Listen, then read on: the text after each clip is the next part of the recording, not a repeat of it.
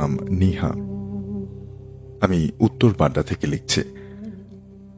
আমি আমার সাথে ঘটে যাওয়া একটা ঘটনাই বলবো, ভালো লাগলে পড়ে শোনাবেন। আমি একজন মাদ্রাসার ছাত্রী। ভালো একটা মাদ্রাসায় পড়ার জন্য বাসা থেকে খুব দূরে একটা মাদ্রাসায় আমি ভর্তি হই। ভাইয়া, আমি যে মাদ্রাসার নামটা বললাম না, প্রায় 6 ঘন্টা সময় লাগতো আমার মাদ্রাসায় যেতে। অর্থাৎ তার বাসা থেকে মাদ্রাসার দূরত্ব 6 ঘন্টা ছিল। তাই স্বাভাবিক যে আমি মাদ্রাসায় থেকেই পড়তাম। এটা আরো 4 বছর আগের কথা। তখন আমার বয়স 12 বছর। আমাদের মাদ্রাসার একটু বর্ণনা দিই। অনেক বড় একটাই রুম ছিল, সবাই একসাথেই থাকতাম। আর একটা রান্নাঘর ছিল, একটা চুলাও ছিল। কিন্তু তখনকার সময় গ্যাস ছিল না, অর্থাৎ সেই সময়টাতে গ্যাস ছিল না। সবার জানা নাও থাকতে পারে, তাই বলে রাখি, মাদ্রাসায় সব সময় আমাদেরকে রাত 3টায় ঘুম থেকে উঠে পড়তে বসতে হতো। আমাদের রুটিন করাই ছিল, এক এক দিন এক একজন ডেকে দিতে হতো। সপ্তাহে 2 দিন আমার ডেকে দেওয়ার দিন, রবিবার আর সোমবার। যাই হোক, ঘটনায় আসি। রবিবার রাত 2:30টায় আমার ঘুম ভেঙে যায়। যেহেতু রবিবার আমারই ডেকে দিতে হবে সবাইকে, তাই ভাবলাম এখন ঘুমালে হয়তো উঠতে পারবো না। তাই আমি সজাগ ছিলাম না ঘুমিয়ে। এভাবে কিছুক্ষণ পরে খুব মজার একটা রান্নার ঘ্রাণ পাচ্ছিলাম। আমি ভাবলাম এই সময় কে রান্না করছে। আমি উঠে বসলাম। ঘ্রাণটা মনে হচ্ছিল খুব মজার কিছু একটা রান্না হচ্ছে। প্রথমে বলছিলাম যে আমাদের রান্নাঘরের চুলায় কিন্তু গ্যাস ছিল না, আর উপরের তলা থেকে এত তীব্র ঘ্রাণ আসার কথাও না। মনে হচ্ছিল আমাদের রান্নাঘরেই কেউ কিছু রান্না করছে। তাই আমি কি হচ্ছে সেটা দেখতে বের হলাম, রান্নাঘরের দিকে গেলাম। আমি উঠে রান্নাঘরে গিয়ে দেখলাম সত্যি এখানে কি যেন একটা রান্না হচ্ছে। চুলার উপরে একটা বড় পাতিল বসানো, কিন্তু চুলায় আগুন ছিল কিনা সেটা আমি খেয়াল করলাম না। পাতিলটা বেশ অনেকটা বড় ছিল। তাই আমি একটু সামনে গেলাম কি রান্না হচ্ছে দেখতে। পাতিলটা বড় থাকায় আমি হালকা উঁকি দিয়ে দেখতে গেলাম যে কি রান্না হচ্ছে। আর ঠিক তখনই পাতিলে থাকা সমস্ত তরকারি চুলা থেকে আমার গায়ে পড়ে যায়। আমি হতভম্ব হয়ে একটা চিৎকার দিয়ে অজ্ঞান হয়ে যাই সেখানে। যখন আমার জ্ঞান ফিরল তখন রাত 3টা বাজে। আর আশেপাশে আমাদের ম্যাডাম সহ আরো অনেকেই ছিল। এত বড় পাতিল, এত গরম কিছু আমার গায়ে পড়ার পরও আমার শরীরে কিছুই হয়নি। এটা দেখে আমি জ্ঞান ফিরে একটু অবাক হলাম।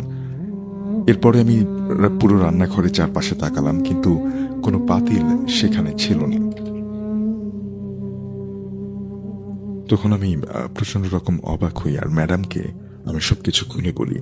তখন ম্যাডাম আমাকে বলল, এটা তেমন কিছু না, হয়তো শয়তান কিছু একটা করেছে। তুমি দোয়া পড়ে ঘুমিয়ে যাও, আয়াতুল কুরসি পড়ে গায়ে ফু দিয়ে ঘুমাতে বললেন উনি। আর বললেন আমি যেন সব সময় আয়াতুল কুরসি পড়ে গায়ে ফু দিয়ে রাখি। আমি তখন মাদ্রাসায় নতুন ছিলাম, আর এর আগে আমি স্কুলে পড়তাম, তাই আমি আয়াতুল কুরসি পারতাম না। কিন্তু লজ্জায় কাউকে বলি নাই যে তোমরা পড়ে আমার গায়ে ফু দিয়ে দাও। ম্যাডাম যখন জিজ্ঞেস করলেন ফু দিয়েছে কিনা, আমি তখন বললাম জি দিয়েছি। পরের দিন সোমবার, সেদিনও আমার সবাইকে ডেকে দেওয়ার দিন ছিল। সেদিনও একইভাবে রাত 2:30টায় আমার ঘুম ভেঙে যায়। তখন আমি ভাবলাম শুয়ে থাকি, ঘুমাবো না, তাহলে পরে আর উঠতে পারবো না। কিছুক্ষণ শুয়ে থাকার পরে দেখলাম একটা জানালার পাশে কে যেন দাঁড়িয়ে আছে। অনেক লম্বা কেউ, প্রায় 7 ফুট লম্বা, আর কালো পোশাক দিয়ে পুরো শরীর ঢাকা। আমি খুব ভয় পেয়ে যাই, আমি ঘামতে শুরু করি। এরপরে আমি আওয়াজ করার চেষ্টা করলাম মুখ থেকে, কিন্তু কোনো আওয়াজ করতে পারছিলাম না। দেখলাম ওই লম্বা মানুষ বা জিন যাই হোক, তার কাঁধের উপরে আরেকটা মানুষ শোয়ানো। দেখে মনে হচ্ছিল কোনো লাশ নিয়ে সে আমার দিকেই আসছিল। তখন যা দেখলাম সেটা দেখার জন্য আমি একটু প্রস্তুত ছিলাম না। দেখলাম তার কাঁধে যে লাশটা, সেটার চেহারা অবিকল আমার মতো। ঠিক আমার পরনে যেই জামা, একই জামা পরা। আমার মনে হচ্ছিল আমার বুকটা ফেটে যাবে। আমি জোরে চিৎকার করতে পারছিলাম না। আমি শুধু আমার বান্ধবীকে আমার পাশে ছিল, তাকে আমি খুব জোরে হাত দিয়ে ধাক্কাতে লাগলাম। আমাদের একটা জানালা ছিল, জানালাটা কাটা ছিল, অর্থাৎ জানালাটা সেখানেই ছিল, কিন্তু সব সময় ওই জানালায় 3টা তালা দেয়া থাকতো, যেন খোলা না যায় কখনোই। আমার বান্ধবী উঠে বসতে বসতে ওই জিনটা আমার মতো দেখতে তার কাঁধে লাশটা ওই কাটা জানালা দিয়ে ফেলে দেয় আর অদৃশ্য হয়ে যায় নিচে মুহূর্তের মধ্যেই। আমার বান্ধবী উঠে দেখলো কিছুই ছিল না ওখানে। আমাকেও জিজ্ঞেস করলো কি হয়েছিল, কিন্তু আমি তখন প্রচন্ড রকমের ভয় কাঁপছি। যখন একটু শান্ত হই সব বলি ওকে, কিন্তু ম্যাডামের কাছে আর যাইনি। সেদিন বেশি ভয় পাওয়ায় আমার খুব জ্বর আসে। রাতে ম্যাডাম আমার আম্মুকে কল করে বলে যে আমার অনেক জ্বর। যেহেতু বাসা অনেক দূরে ছিল তাই আম্মুকে বলে সকালে, আম্মু বলেন যে সকালে আম্মু রওনা হবে, রাতে আমি যেন ঘুমিয়ে যাই। ঠিক একইভাবে আগের 2 দিনের মতো আমার রাত 2:30টার দিকে ঘুম ভেঙে যায়। আমার তখন ওয়াশরুমে যাওয়ার প্রয়োজন পড়ে। যেহেতু অনেক ভয়ে ছিলাম তাই আমি আমার বান্ধবীকে ডেকে ওকে সাথে নিয়ে ওয়াশরুমে যাই।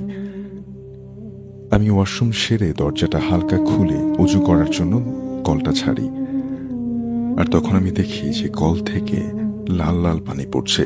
একটু পরে বুঝতে পারলাম সেটা রক্ত। আমি প্রচন্ড রকমের ভয় পেয়ে পেছনে ফিরে আমার বান্ধবীকে ডাকার জন্য যখন দরজার সামনে যাই তখন দেখি ওই 7 ফুট লম্বা লোকটা, কালো কাপড় পরা জিনটা আমার দিকে তাকিয়ে আছে একদম আমার চোখের সামনে। তার চোখ দিয়ে যেন রক্ত ঝরছিল। আমি চিৎকার দিয়ে আবারও জ্ঞান হারিয়ে ফেলি সেখানেই। প্রায় 11 ঘন্টা পরে আমার জ্ঞান ফেরে। পাশে আমার আম্মু আর ম্যাডাম বসা ছিলেন। আম্মু আমার দিকে তাকিয়ে কান্না করছিলেন, কারণ আমার কপাল অসম্ভবভাবে ফুলে গিয়েছিল। এরপরে আমি আয়নায় দেখলাম যে আমাকে দেখতে অনেক ভয়ঙ্কর লাগছিল। এত অস্বাভাবিকভাবে ফুলে গিয়েছিল কপালটা যে বোঝাতে পারবো না। আমার বান্ধবীর কথা মতে ও বাথরুমে বাহিরে যখন দাঁড়িয়েছিল তখন ও আমার চিৎকার দেয়া শুনতে পায়নি। ও শুধু খুব জোরে একটা বাড়ি দেওয়ার আওয়াজ শুনতে পায় বাথরুমের দরজায়। আর তখনই ভেতরে গিয়ে দেখে আমি পড়েছিলাম নিচে।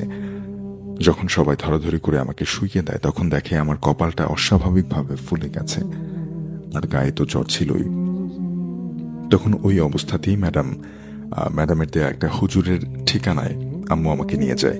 তখন হুজুর কি করেছিল আমার তেমন কিছুই মনে নেই, কারণ আমি অনেক বেশি অসুস্থ ছিলাম। যাই হোক, হুজুর আম্মুকে বলল আমার উপরে নাকি একটা পুরুষ জিনের নজর পড়েছে। জিনটা আমাকে নিয়ে যেতে চায়, কিন্তু সুযোগ করে নিতে পারছিল না। হুজুর আম্মুর কাছে কিছু একটা দেয় আর বলে আমার বাসায় আর মাদ্রাসায় যেন প্রত্যেকটা জানালার উপরে এই কাগজগুলো লাগিয়ে দেয়। তাই আমি বাসায় কিছুদিন থাকার পরে মাদ্রাসায় চলে যাই। আল্লাহর রহমতে ওই দোয়াগুলো লাগানোর পর থেকে আর কোনো সমস্যা হতো না। কিন্তু সব সময় আমার খুব পেট ব্যথা হতো। বেশিরভাগ সময় আমি অসুস্থ থাকতাম, পড়তে পারতাম না। সবাই বলতো আমাকে দ্বারা হবে না এই পড়া। কিন্তু ভাইয়া, এখন আমি একজন হাফেজা, আর এখন আমি দোয়া পড়ে নিজের গায়ে নিজে ফু দিতে পারি। আমার জন্য দোয়া করবেন, আর আল্লাহর রহমতে এখন আর আমার কোনো সমস্যা হয় না, পেটেও ব্যথা থাকে না। ভাইয়া, আবারও বলছি, আমার জন্য দোয়া করবেন। বাংলা লিখতে অসুবিধা হয় তাই ভুলগুলো মাফ করবেন, আর গুছিয়ে লিখতে না পারার জন্য দুঃখিত। আসসালামু আলাইকুম।